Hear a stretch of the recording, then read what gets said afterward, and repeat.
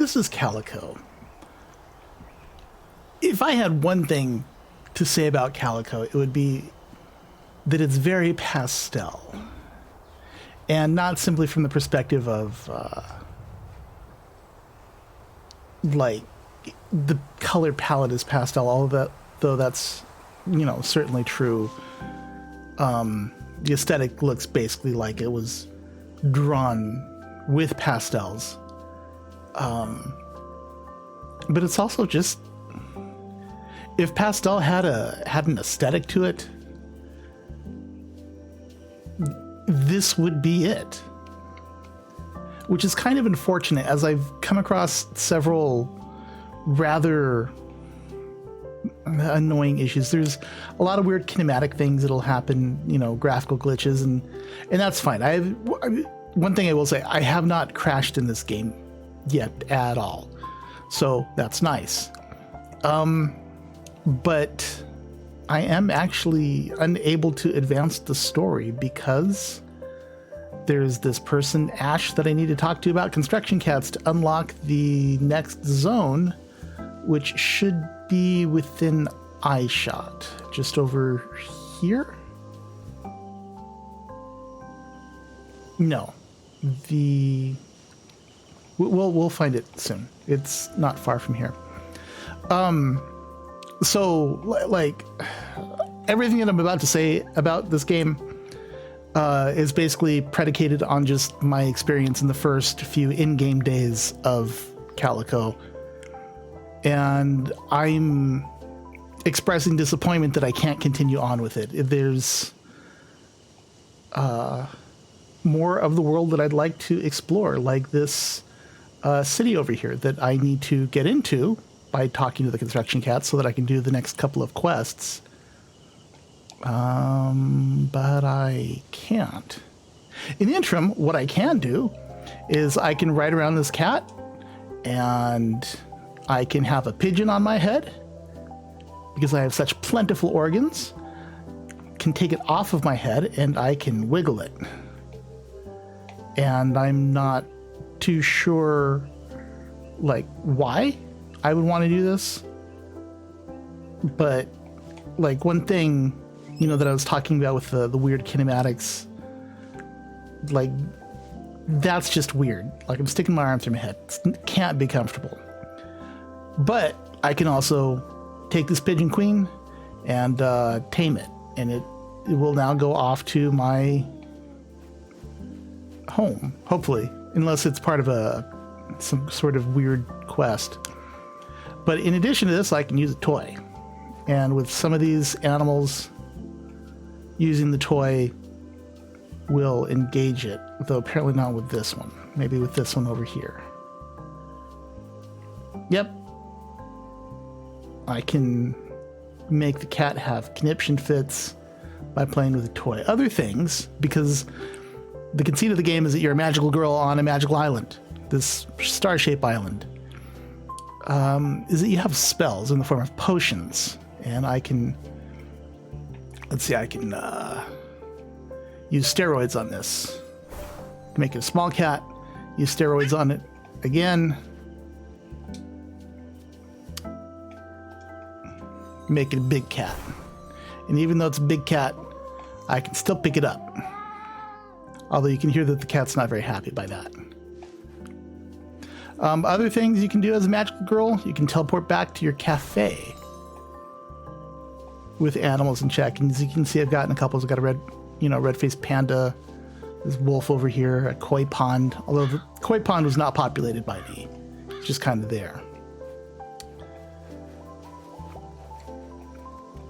But this cafe that you own with cats in it, because this is the Calico Cat Cafe, I think. You can populate with cats and crows and other creatures. You can, through some rather difficult forms of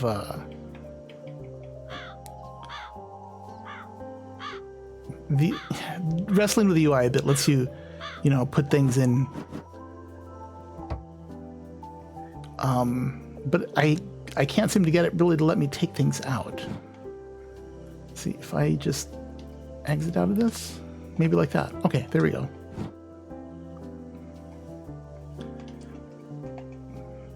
There's also a cooking game in this, although game is really not what I would consider, calling this very much. But you can like cook things, and here we'll cook some flan, because flan is the best thing in all of the world. And you can play basketball with these things. But unfortunately, you cannot just drop things, which means that you're going to have problems cooking.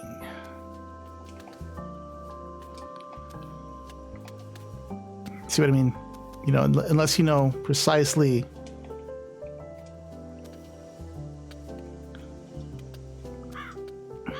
let's see this egg.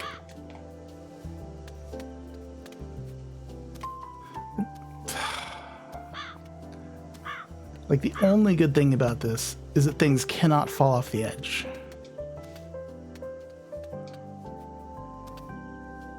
Oh my god. Yeah, if I could just like set things down, that would be really nice.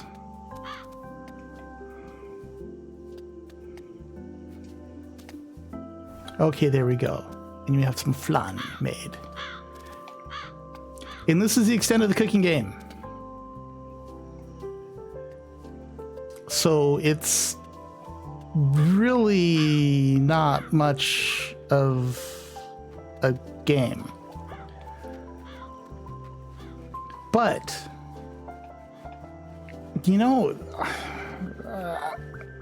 this is really just a running around and doing stuff game. I mean, not on the extent that like you'd call it a walking simulator, because this doesn't really simulate much walking so much as this weird run.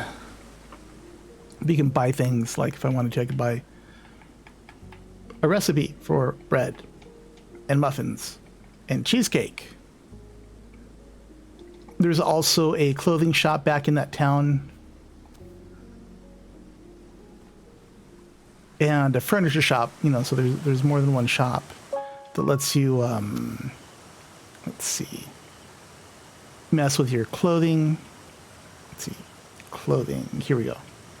So I haven't bought very much clothing in the game, because I've been trying to explore what I can explore, and then got frustrated with being unable to advance the plot. But, you have all these, hairstyles to choose from. You can pick your, the colors of all the things. You can, do a fair amount of, customization of the face. And one thing that I thought was kind of interesting is that you can actually make a fairly, androgynous, entity by, messing with the sliders, or a fairly top-heavy one. I don't want to say feminine, because I don't know. You can, go chest slider maximum. But what you cannot do is revert your changes. Like, the only way that you can get out of that is you make a change and you commit to it. Which, I don't know, I feel like it kind of, in a way, like, discourages stuff, because, once you figure out the exact perfect way to, get yourself set up, then you don't really want to mess with it in case you don't want to screw with the sliders later on. But here in this town, there's the mayor, which is the person that we passed on the way over here, and then, more animals. This cat's actually a vendor. He'll come by your place and offer to sell you stuff. Apparently he lives in that cave. I did not know that yet. And people sleep. And there's also this couple over here, and they are so sickly sweet. I guess they're probably sleeping right now because it's middle of the night. But that's pretty much it. The in-game map lets you find people.